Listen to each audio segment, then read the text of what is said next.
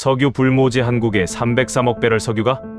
사우디아라비아 전체를 합친 것보다 많은 석유가 이곳에 잠들어 있습니다. 303억 배럴은 한국이 자그마치 30년을 쓸 양인데 이 무시무시한 양을 각국의 여러 나라들이 가만히 둘 리가 없었습니다. 이곳을 차지하기 위해 미국이 군사를 움직여 통제권을 가지려 했고 중국이 격분의 음모를 꾸몄지만 결국 이곳은 아무도 건드리지 못했습니다. 정제 기술도 없고 유조선도 없고 모든 운송 시스템도 마비가 되었는데요. 이 패권 싸움에 조용히 들어와 이를 해결한 나라가 바로 한국이었습니다. 한국은 전자제품이나 만들던 나라라며 비웃던 이곳 노동자들이 한국이 움직이자 한 달 만에 태도를 바꾼 것인데요. 멈춰있던 석유가 다시 솟아오르기 시작했습니다. 미국과 중국이 군사까지 움직였지만 아무도 못 옮겼던 303억 배럴 석유를 어떻게 한국 따위가 옮길 수 있었을까요? 그도 모자라 왜 한국의 석유 관리를 환영한다고 말했을까요? 도대체 한국이 가지고 있던 이 비밀 무기는 무엇이었을지 당신이 몰랐던 충격적인 한국의 이야기가 지금부터 시작됩니다. 안녕하세요. 저는 베네수엘라 국영 석유 산업에서 십수년간 현장을 관리해 온 기술 책임자 카를로스 로메로입니다. 나는 정치인이 아닙니다. 군인도 아닙니다. 나는 말보다 숫자를 믿습니다. 압력 수치와 온도 곡선, 가동률과 사고 기록. 그것들이 석유의 운명을 결정한다는 사실을 현장에서 배웠기 때문입니다. 그런 내가 이 이야기를 꺼내는 이유는 하나입니다. 303억 배럴이라는 숫자가 공개된 날 이후 내가 믿어온 상식이 완전히 무너졌기 때문입니다. 처음 그 수치가 보고서에 찍혔을 때 현장 기술자들조차 서로 얼굴을 바라봤습니다. 사우디아라비아보다 많다는 말은 계산이라기보다 정치적 메시지처럼 들렸습니다. 그래서 우리는 다시 계산했습니다. 지층 조건과 회수율, 정제 가능 비율과 운송 손실. 어디를 대입해도 납득하기 어려웠습니다. 나는 그때까지만 해도 이 숫자가 현실이 아니라 외교를 위한 카드라고 생각했습니다. 하지만 숫자가 공개되자 세계는 너무 빨리 움직였습니다. 회의 일정이 하루아침에 바뀌었고 평소에는 보이지 않던 사람들이 회의실에 앉았습니다. 그 순간 나는 직감했습니다. 이건 석유의 문제가 아니라 판의 문제라고. 며칠 지나지 않아 현장은 달라졌습니다. 유조선의 항로가 조정됐고 항만 접근 절차가 바뀌었으며 관제 시스템에는 익숙하지 않은 코드가 추가됐습니다. 변화는 조용했지만 방향은 분명했습니다. 누군가 이곳을 관리 대상이 아니라 통제 대상으로 보기 시작했다는 신호였습니다. 그리고 예상은 빗나가지 않았습니다. 가장 먼저 반응한 것은 미국이었습니다. 외교적 논의보다 앞서 군사 옵션이 검토 테이블 위에 올라왔다는 소식이 현장에 먼저 전해졌습니다. 그 순간부터 이곳은 단순한 산업 현장이 아니었습니다. 항로 주변에는 무장 함정이 늘었고 하늘에서는 감시 비행이 일상이 되었습니다. 유조선은 더 빨리 움직였지만 그 속도에는 선택권이 없었습니다. 사람들은 이 상황을 미국식 통제라고 불렀습니다. 하지만 진짜 문제는 그 다음부터 시작됐습니다. 중국의 반응은 미국과 전혀 달랐습니다. 공개적인 경고도 없었고 군함도 보이지 않았습니다. 대신 서류가 움직이기 시작했습니다. 기존 원유 구매 계약은 재검토 대상이 되었고 이미 승인된 자금 집행은 이유 없이 지연됐습니다. 정유 설비에 들어가야 할 핵심 부품 발주는 막혔고 운송 보험 조건은 하루아침에 까다로워졌습니다. 표면적으로는 규정과 절차의 문제였습니다. 하지만 현장에 있던 우리는 알고 있었습니다. 이건 행정이 아니라 경고라는 것을. 미국이 힘으로 통제하려 한다면 중국은 흐름 자체를 말려버리려 했습니다. 군사와 금융이 동시에 작동하자 현장은 흔들렸습니다. 정유 설비는 멈춰 있었고 유조선은 항구를 떠나지 못했습니다. 아이러니하게도 미국과 중국이 동시에 움직이는데 석유는 단 한 방울도 늘지 않았습니다. 회의실은 점점 날카로워졌습니다. 누군가는 군사 통제를 더 강화해야 한다고 했고 누군가는 중국의 금융 압박에 양보해야 한다고 주장했습니다. 하지만 그 어떤 선택도 현장을 살리지 못했습니다. 그때 조용히 올라온 문서 한 장이 모든 시선을 끌었습니다. 한국이라는 나라가 기술 검토팀을 보내겠다는 내용이었습니다. 반응은 냉담했습니다. 전자제품 잘 만드는 나라가 석유를 논하겠다는 건 솔직히 말해 계산표 어디에도 없던 선택지였습니다. 처음 한국 이름이 문서에 올라왔을 때 회의실에서는 웃음이 새어나왔습니다. 석유는 파이프와 탱크로 움직이는 산업인데 한국은 전자제품이나 만드는 나라라는 편견이 강했기 때문입니다. 현장 노동자들 사이에서는 더 노골적이었습니다. 한국팀이 온다는 소문이 돌자 누군가는 하루 만에 떠날 거라고 했고 누군가는 사진만 찍고 돌아갈 거라고 했습니다. 그런데 한국팀은 첫날부터 현장을 걷기 시작했습니다. 정유 설비 앞에서 오래 서 있었고 항만의 계측 장비를 직접 확인했으며 관제실 로그를 한 줄씩 요청했습니다. 그들이 요구한 건 대단한 게 아니었습니다. 지금 이곳에서 실제로 무엇이 병목인지, 어디서 시간이 새고 오차가 생기는지, 그걸 숫자로 다시 쓰자는 것이었습니다. 며칠 뒤 그들이 제출한 자료에는 내가 익숙하게 보던 항목들이 아주 다르게 정리돼 있었습니다. 하루 처리 용량은 계획상 100만 배럴이었지만 실제 가동률은 40%를 넘지 못했고 유조선 평균 적재 대기 시간은 70시간을 넘어 항구의 줄이 늘어서 있었습니다. 정유 공정의 미세한 압력 변동이 누적되면서 품질 편차가 커지고 재정제가 반복되는 구간도 드러났습니다. 한국팀은 그 구간의 제어 반응 시간을 5초 이내로 고정하겠다고 적었습니다. 오차 범위는 기존의 3%에서 1% 이하로 줄이겠다고 했습니다. 나는 그 수치를 보자마자 오류를 의심했습니다. 현장은 이론대로 움직이지 않는다는 걸 누구보다 잘 알기 때문입니다. 그래서 나는 원자료를 요구했고 샘플 로그와 기준 시간대까지 확인했습니다. 한국팀은 말 대신 검증 절차와 재현 가능한 계산 과정을 가져왔습니다. 그제야 회의실에서 분위기가 바뀌었습니다. 처음에는 조롱이었고 그 다음은 의심이었고 마지막은 불편한 침묵이었습니다. 하지만 그들이 제출한 첫 자료를 본 순간 나는 계산기를 다시 집어들었습니다. 정유 공정 제어 반응 시간 5초 이내. 처음에는 단위를 잘못 적은 줄 알았습니다. 조건을 다시 봤고 측정 기준을 확인했고 오차 범위를 최대한 넓혀서 다시 계산했습니다. 그런데도 숫자는 그대로였습니다. 사람이 판단하기 전에 시스템이 먼저 반응한다는 전제. 이건 단순한 효율 개선이 아니었습니다. 미국의 군사 통제도 중국의 금융 압박도 직접적으로 다루지 않는 방식. 누가 무엇을 쥐고 있든 현장 흐름이 꺾이지 않게 만드는 구조였습니다. 중국의 압박도 그때부터 더 교묘해졌습니다. 보험료가 2배 가까이 오르고 보장 범위는 절반으로 줄었습니다. 항만 운영사 내부에는 낯선 컨설팅 조직이 들어왔고 점검 일정은 사소한 이유로 계속 미뤄졌습니다. 어느 날은 단순한 서류 누락을 이유로 핵심 밸브 부품이 통관에서 멈춰 섰습니다. 또 어느 날은 항로 위험 평가가 바뀌었다며 선박 승무원 교대 자체가 늦춰졌습니다.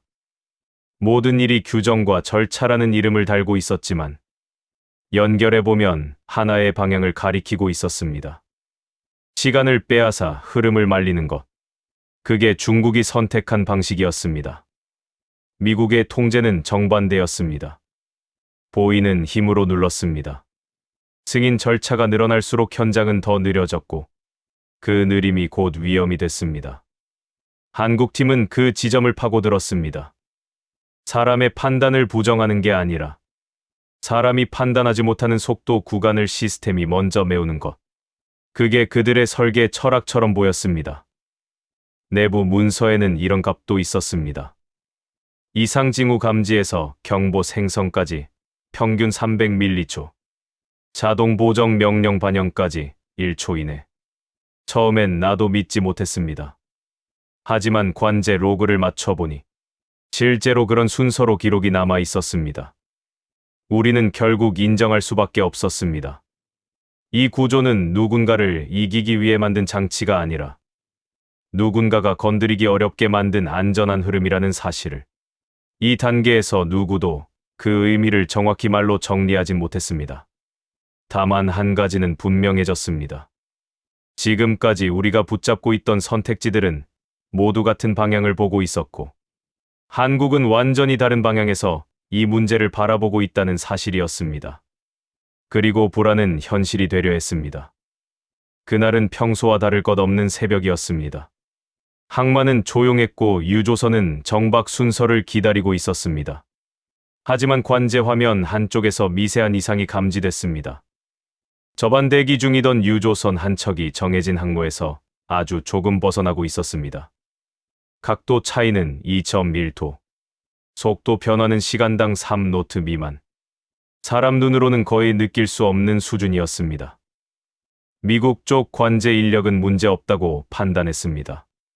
군함이 근처에 있고 상황은 통제되고 있다는 이유였습니다. 하지만 한국 쪽에서 조용히 전달된 메시지는 달랐습니다. 지금 조치하지 않으면 15분 내로 항만 접근 경로가 꼬일 수 있다. 그들은 말을 느리지 않았습니다. 대신 예측 경로를 보여줬습니다.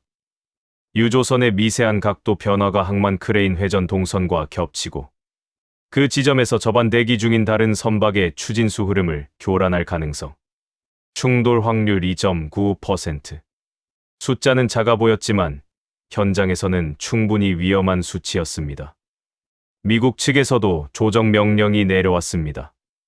하지만 문제는 그 다음이었습니다. 군사 통제 절차상 명령은 단계별 승인 과정을 거쳐야 했고, 그 사이 유조선의 위치는 계속 변하고 있었습니다. 그때 관제 기록이 먼저 변했습니다. 저반 각도가 자연스럽게 원래 궤도로 돌아왔습니다. 전체 과정은 20초도 걸리지 않았습니다. 아무 충돌도 없었고 어떤 경고 방송도 나오지 않았습니다. 하지만 기록에는 명확히 남아 있었습니다. 사람의 명령이 아니라 시스템이 먼저 판단하고 위험을 제거했다는 사실이. 그날 이후 현장은 더 예민해졌습니다. 출항 직전 유조선 몇 척이 발이 묶였습니다. 공식 사유는 안전 재검토였지만 시점은 너무 노골적이었습니다.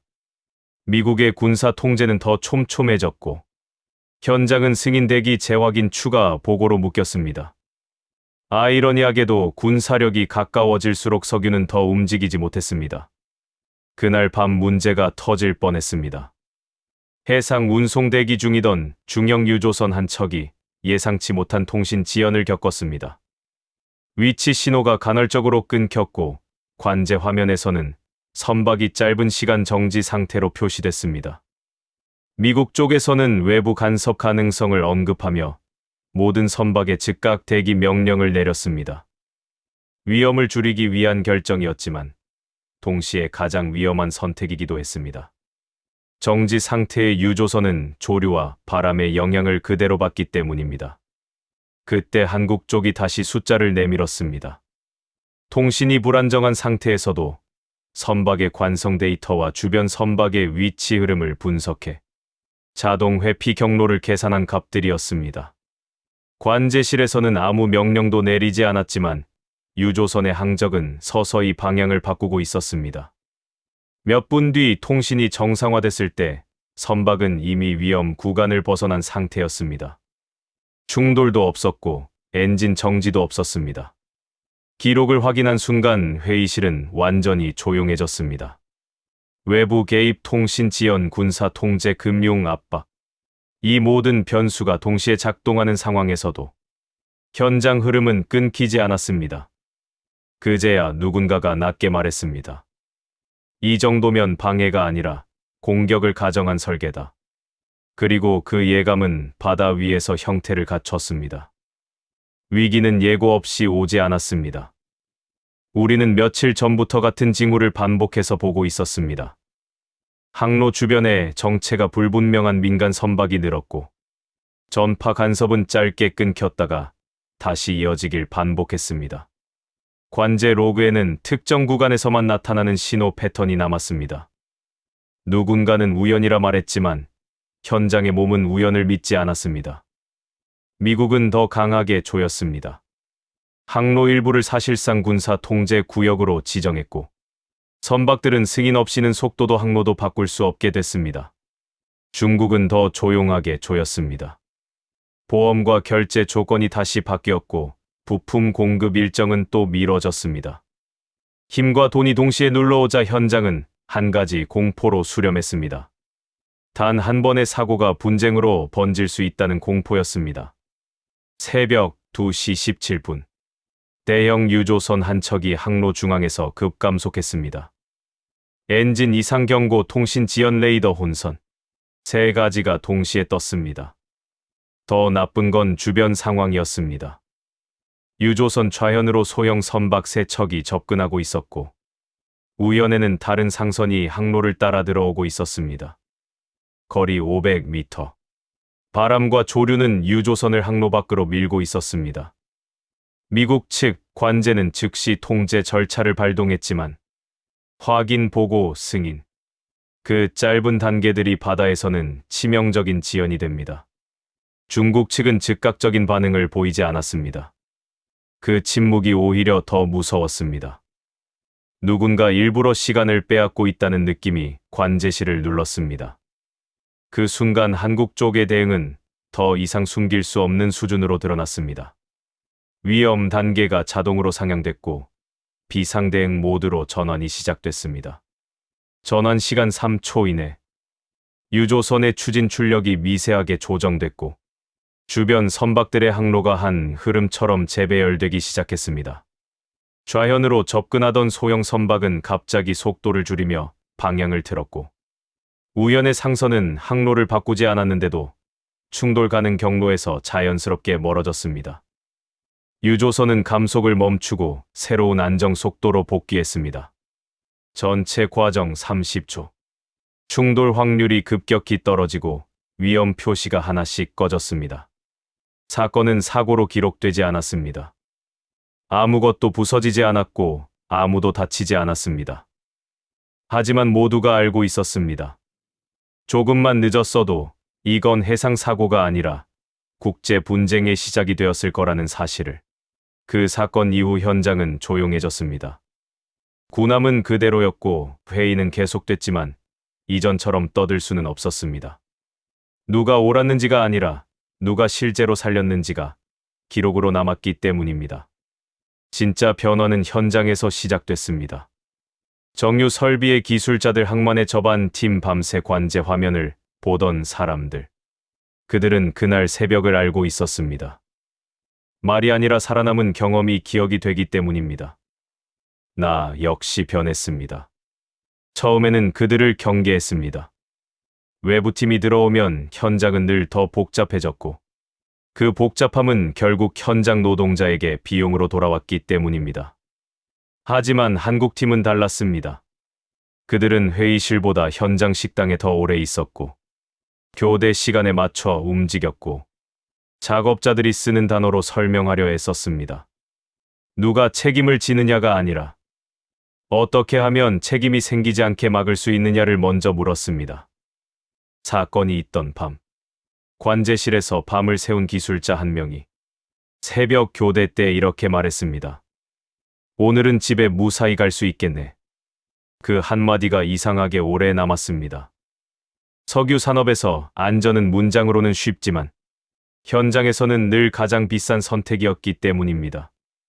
그날 이후 나는 알게 됐습니다.